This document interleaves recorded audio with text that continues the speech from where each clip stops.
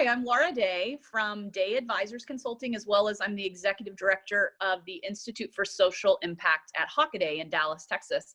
I thought during this time, as everyone's starting to go to distance learning, I might give everybody 4 ideas for how you can continue to do community engagement and help your students feel connected with your partners that you work with, or even partners beyond who you work with now.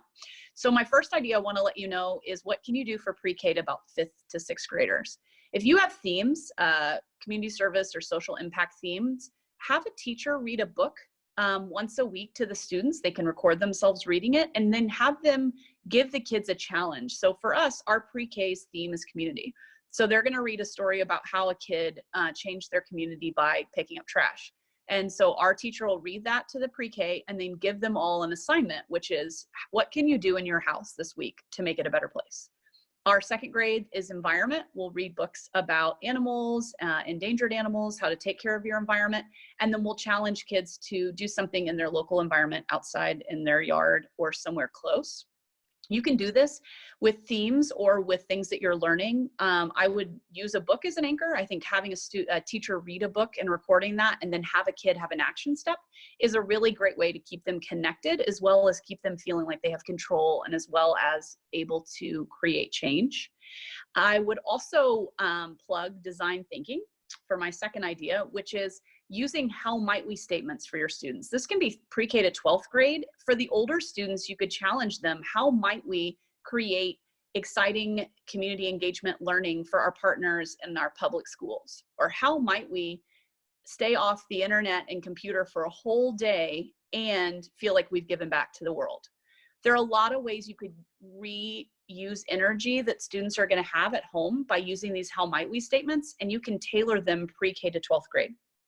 Also, for your upper school students or maybe middle school students who have partners out in the community at public schools or charter schools, record them reading a book, have them record a book, and then feed that or find out with your local public schools how that can go onto their online learning. We tutor all the time.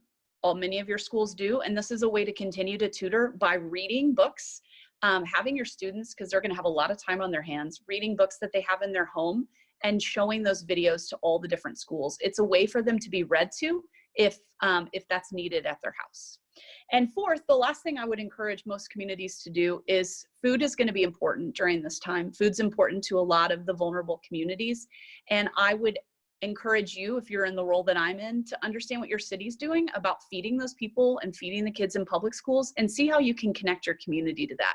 If it's not in a physical way, you could see if there are ways for them to donate, participate, come up with systems.